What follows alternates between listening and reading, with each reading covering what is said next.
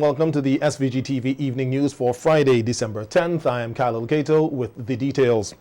The St. Vincent and the Grenadines Teachers Union was supported by a number of persons from civil society in its protest action in capital Kingstown today against the government's vaccination policy, in which teachers, police officers, nurses, and other frontline workers are required to get vaccinated or find another job. President of the SVG-TU, Oswald Robinson, told SVG-TV News that he was satisfied with the turnout and is motivated to keep pushing forward to have the government repeal its vaccination policy. A very good turnout from our cross-section here. I'm really impressed, I'm motivated. It makes me stronger, so I'm able to sustain that mandate. And as I said to you earlier in the week, there is no retreat. The message is clear that the government needs to listen to the cry of the people. No mandatory vaccination, right? And the numbers have been increasing, right? We're decorating the tongue in black. That is a sign of sorrow. It's a sad state in St. Vincent and the Grenadines, and we are demonstrating that in the color of black. Togetherness as we forge forward to show to the government of St. Vincent and the Grenadines that the masses against mandatory vaccination. It's very sad that the government has to be cutting down people's breadfruit tree. In this time, when you need money to pay your bills, feed your children, and all your other financial obligations. Robinson noted that the next step for the SVG-TU will be to file an injunction in the High Court. We are filing our legal matter in court. The lawyers are fine-tuning the documents. I am going to sign on to them very soon. We have to make sure that all the T's are crossed and all the dots are dotted. And very soon, we are going to file in the High Court in seeking legal redress. And I'm very confident, based on the preparation of the instruments, what I've seen so far. This is not the time to give up. This is a fight for Vincent chance, for our children, for the future generation. Because I already heard that they are telling children that they have to be vaccinated. You see? So we have to fight for the future generations to come. And this is the time. If we don't get it right now, we're going to lose it. Can't be tampering with the constitution of our land. And we sit back idle. And I hope the government use wisdom and repeal that wicked act. Repeal it, change it, get it off the book. Lawyer Jamal Thomas, who was on the picket line today, said he believes the support of the SVG-TU's protest was a very good manifestation of what the people's concerns are. This is a country in which the state tries to put all kinds of pressures on workers, on citizens generally. So whenever there's a manifestation in regard to any matter, I think whoever comes out, come out. And I think that this demonstration, when I walked into it this afternoon because I was doing some legal work in the office, I thought it was a very good demonstration. I thought it was a very good manifestation of what people's concerns are, what they're thinking about, how they feel about these, and the placards speak for themselves. You have people talking about their rights being violated, and I think that's really a positive thing, and I hope that more people would come from time to time, and as this struggle develops, particularly when the cases are brought into court, that more and more people would come out and more people would realize that there's no government in the world, and certainly not this government, that can ride roughshod over the constitutional rights and freedoms of people. And I think that is precisely what this government of St. Vincent and the Grenadines is doing. And clearly, it would take a court to vindicate protesters and workers, but I'm absolutely confident that that vindication is going to come. The veteran lawyer also commented on the issue of amplified sound not being allowed to be a part of the protest. The people are protesting, they're protesting peacefully, and there's a fairly big crowd, and therefore you need to have something to project that voice to the people And I don't know why they're taking this strict view that you can't have no amplified sound. What is that about? That is pressing hard against the rights of people to assemble, to freely express themselves. You know, we need to understand where this notion that you can't use amplified sound come from. Where did it come from and what is the importance of it? And I think it came from that earlier period, particularly in the colonial era, when the black majority was coming into existence, particularly around the time of universal adult suffrage, and the colonial authorities wanted to keep our people down and didn't want us to communicate in any real way. And that is where these laws came from. These are colonial laws that should be disbanded, should be disregarded, and allow the people to freely express themselves. Government does this.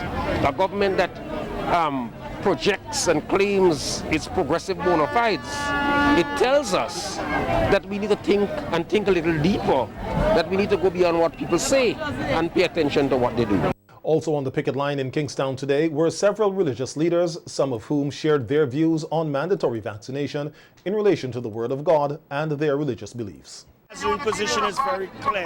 The Church of Nazarene supports healing through medicine and support divine healing through divine intervention. But what is critical is that we understand that when it comes to medicine and vaccination, we don't support the mandatory implementation of such. We believe that it should always be a personal choice, a personal decision. So we are not here to oppose the vaccine in any way. We are here to make it clear that a mandate for a vaccination should be opposed, because it should be based on an individual's choice, not with a gun to your head. In Cato time, I remember when the teachers were stages. Is it in Cato time? 1975, yes. I was there. And take gas and all these kind of things. And today, I'm here again with the teachers, because I know the teachers teach people and they become doctors, they become lawyers, they become nurses, they become all politicians, they become prime ministers. And I can't see how we treat teachers in this way. I cannot say, in fact, I cannot see teaching the masses of people over a simple, stupid vaccine. It is not right. It is not right. God gave us a free will to choose, and He is not going to impose on anybody's will. He said, either choose heaven, I'll choose hell. This, I have a choice to what I want to put in my body. I'm saying to the Prime Minister, he should pull back. What he is going about now, he's going about it wrong. And the people who are advising him, they're advising him wrong. And if the religious leaders is advising him, they need to repent.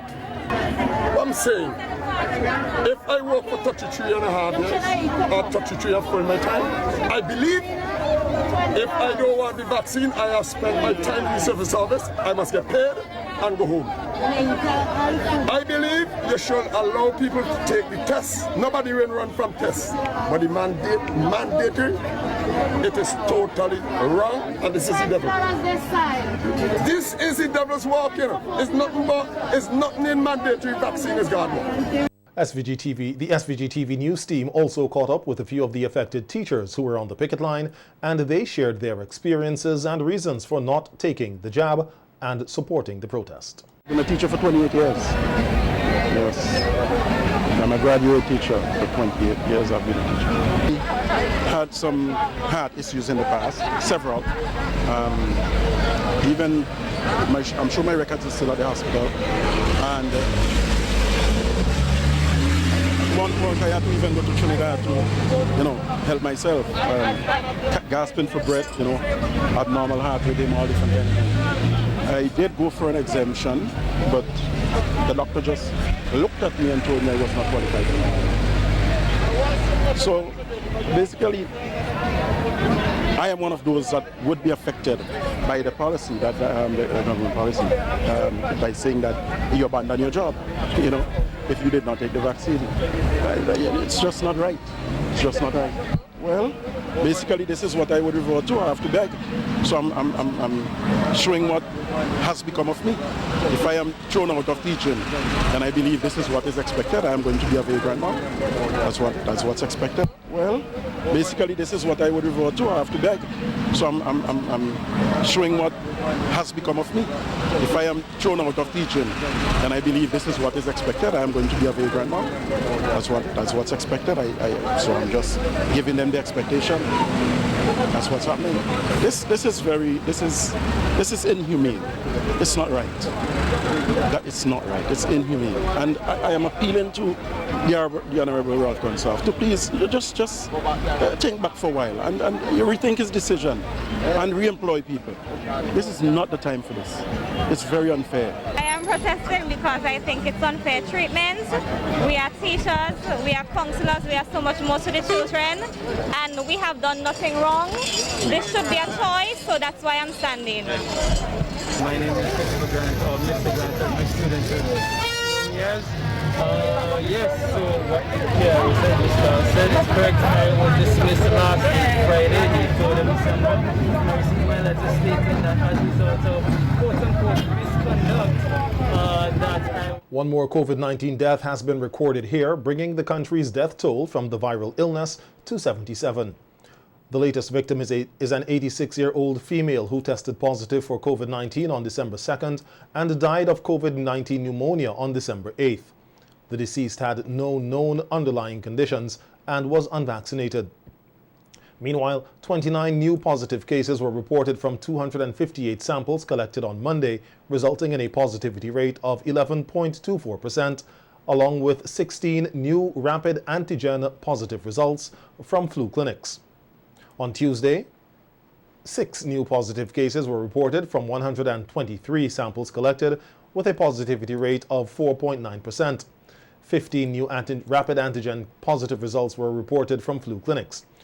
On Wednesday, 12 new cases were reported from 168 samples, giving a positivity rate of 7.1%. 16 rapid antigen positive results were reported from flu clinics. There are currently 2 patients admitted for COVID-19 at the Argyle Isolation Facility. One is fully vaccinated, the other unvaccinated. 9 patients are admitted to the COVID-19 ward at the Milton Cato Memorial Hospital. All are said to be unvaccinated. 15 recoveries were noted over the reporting period, and 504 cases are currently active.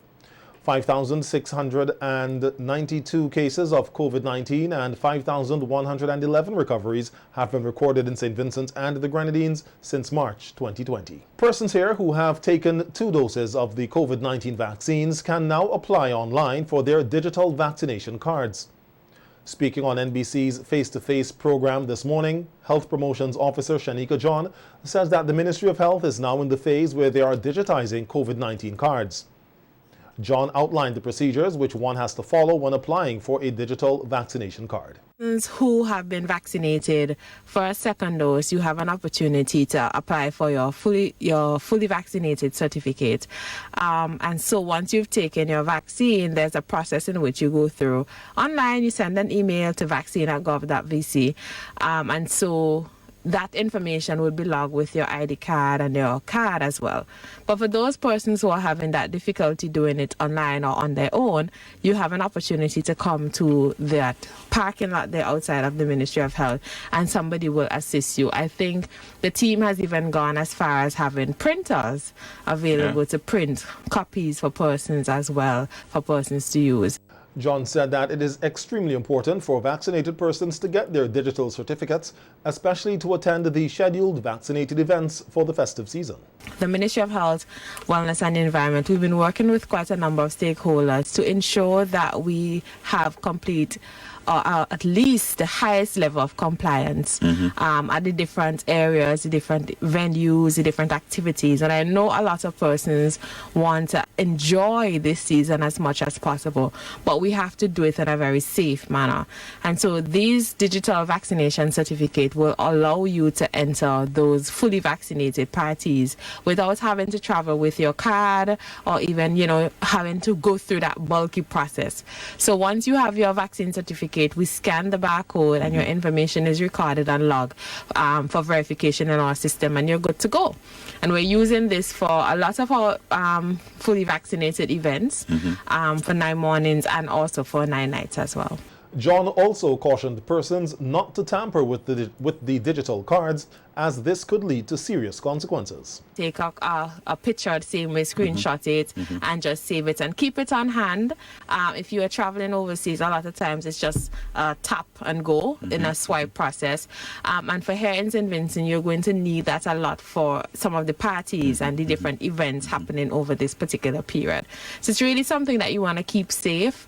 I've seen persons, even if they have it in their email or on their phone, they still want a hard copy. Yes. So you can also print it and keep it in a safe place as well. We're also doing some updates on it as well. So for persons who may want to tamper or attempt to recreate it, I want to caution you because what you think you may be creating today might very well change tomorrow. So we really want to make sure that persons understand that and understand that there are going to be repercussions for doing such. Meanwhile, the health promotions officer said that only persons who have been fully vaccinated 2 weeks prior will be eligible to attend the Christmas season vaccinated events. For if you are listening to me and you have persons who would be attending fully vaccinated events, you need to be vaccinated 2 weeks prior to the event. I had a conversation about that up to yesterday. Yes. So it's not that you are vaccinated the Friday and the activity is a Sunday and you're eligible to go. No. You need to be vaccinated 2 weeks prior, similar to passengers who are coming into the country, need to be vaccinated 2 weeks prior to their travel date. So I want persons to keep that 2 weeks prior date in mind, because we still have persons who may try to get vaccinated. As a matter of fact, if you're trying to get into any vaccinated events for the summer duration, your deadline to get vaccinated has passed. If you get vaccinated this week, today, your first shot, your second shot is most likely going to be due after Christmas season. And that's when most of the events are taking place. And so you're not eligible to enter those events because you need to be vaccinated 2 weeks prior to the event. So in this Encouraging persons to still use the opportunity to get vaccinated, John, however, noted that there is a limited amount of Pfizer vaccines available in the country. Hence, they are no longer using Pfizer as a booster shot. COVID-19 vaccines available. We do have a limited amount of Pfizer vaccines in country. I think some persons would have tried at several vaccination sites to get and would have been told that there's none available. I think there are a few sites, subject to correction, who may still have some of the Pfizer vaccines available, but we definitely have a limited amount. And as such, we're no longer using the Pfizer vaccine as a booster. Okay. So we're trying to reserve those doses that are available in the community for the second dose persons. So I know it's a little tricky. We've been working really hard, like I said a couple of weeks ago, with regard to AstraZeneca. Yes. And we have AstraZeneca available in country right now. So we are working really hard to ensure that we have vaccines available in country. So we're asking, one, for persons to be patient with us, and two, for persons to understand, because we still have some persons who are insisting that they get Pfizer as their booster.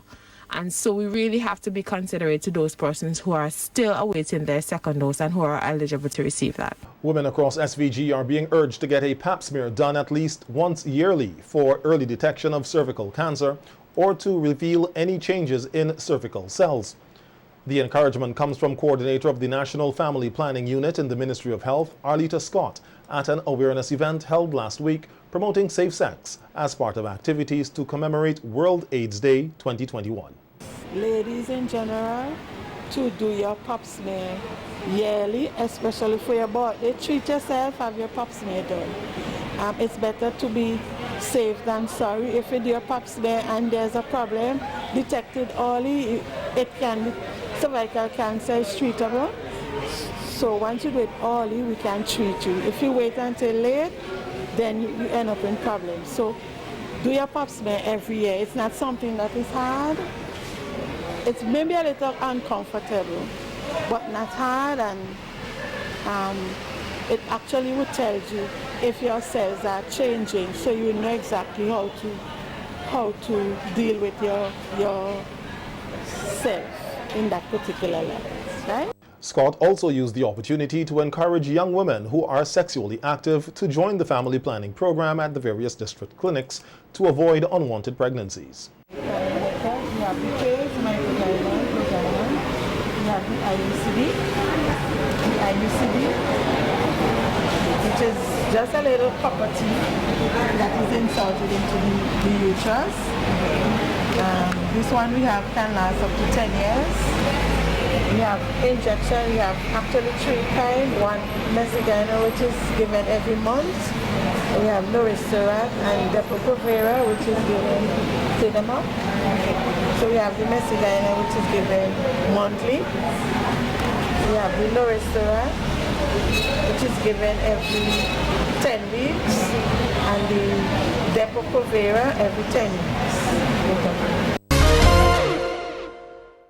Minister of National Mobilization, Social Development, Gender Affairs, the Family, Persons with Disabilities, Youth, Housing and Informal Settlements, and Parliamentary Representative for Central Leeward, Orlando Brewster, has admitted to a very challenging first year in office. On a program on VC3 last evening, Minister Brewster spoke about his journey of becoming a politician and his contributions thus far to his ministry and constituency. Brewster said having to deal with the humanitarian needs on the ground due to the eruptions of the La Soufrière volcano, things were difficult. However, he pushed through and was happy with the support received from local, regional and international organizations to assist the affected persons. I think it was earlier this year. Very beautiful young lady. She came to the ministry, and I don't know who saw it fit that she should speak to the minister. And she was well dressed, you know, had on a makeup, but behind that, she was dealing with a lot of issues. And when I really got to the bottom of the story, she was in an abusive relationship. Okay. And I had a talk with her. I asked her about her parents. I said, well, why you don't go back and make things right with mommy? Because there was some friction there. Mm-hmm. And she took my advice. She went back. She made amends with her mom, and her mom took her back in. And I can fast forward about a few weeks later, I received a letter, handwritten, where she said to me, she said, I have to thank you. This is a young lady in her 20s. She said, because I was on the verge of suicide. I was actually contemplating suicide. But that conversation you had with me that day, it really turned my life around. And you see, these are some of the things you would not see, you know, behind the scenes, but they're happening. Brewster said that he is passionate about helping the youth and outlined some initiatives his ministry has embarked upon to assist with youth development. Not under your roof, you're not in your comfortable bed, you know, and it took a toll on me. But during those days, I had to muster up the strength to go again, to continue. And that is what I did. Every morning I was up, making sure that whatever, and phone calls from North America, folks from Canada, and I was taking as much calls as I can. Persons wanted to donate, and at this point I must say thank you, you know, to those folks in the diaspora who reached out in our time of need. You know, we couldn't do it without them, you know. Philcal, we could not do it. Yes, we are tasked with a government duty to provide for our citizens, but without the help from our folks in the diaspora, all the other entities that came on board, all the other stakeholders, the regional organization, we could have done it. We couldn't have done it. Minister Brewster said great things are ahead for his constituency of Central Leeward and the Ministry of National Mobilization. We still need infrastructure work. We still need to enhance our sport. And a critical thing that can blossom from this bilateral relationship is our training programs. Because I think it was either late last year, we had a nice bilateral agreement where we sent those who are involved in automotive and mechanics to Taiwan. To Taiwan for as an I have friends who went on the program. Well, you have constituents. And I have constituents who went on the program. Yes. And they, from all reports. Yes. I asked one of them, we usually, hang out from time to time. I say, so if they call you to go back to Taiwan, he said, man, today self I go in. because he said the program was excellent. It was an excellent program, and he's ready to go again. So at the constituency level, we're looking for a lot of these things too, with our bilateral agreements. The 2022 estimates of revenue and expenditure will be presented in Parliament on Monday. The government had initially announced that the estimates would have been presented this week and the budget on December 13th. However, the dates were changed to accommodate the funeral of former Prime Minister Sir James Mitchell, who died on November 23rd at the age of 90. Sir James's body is expected to lie in state next Friday, December 17th, with the funeral on Saturday. Today, the estimates were considered by the Standing Committee on Finance, which is a standard procedure ahead of its presentation in Parliament. Last year's estimates amounted to $1.21 billion. Budget Day in SVG will be on January 3rd, 2022, the first working day of the year. The Rapid Relief Team, RRT, a not-for-profit organization, recently donated 40 buckets of food items to the SVG Coast Guard Service for its food basket distribution program. These items were handed over during a brief ceremony held at the Coast Guard base in Caliacua. During the ceremony, a representative of the RRT, Henley Ward, said that the organization is very pleased to support the Coast Guard's annual food basket program, which has been around for more than 20 years, geared towards supporting communities and persons in need across SVG. According to Ward, the RRT is happy to assist in providing 40 family food buckets to aid in this effort and hopes the donation will be well received. The commander of the Coast Guard, Brenton Kane, who accepted the donation, said he believes in partnerships which allow for fostering a better relationship with the public. Hence, the outreach program was initiated. According to him, the Coast Guard initiative that is allows for the Coast Guard to give back to the elderly and the destitute in the country. He applauded the effort of the RRT for its proactive approach in executing projects and partnering with various stakeholders in SVG. He said that this year's donation would be given to personnel within the SVG Coast Guard Service, who in return would be tasked with identifying at least one person who is deemed to be less fortunate and is in need of assistance in their community.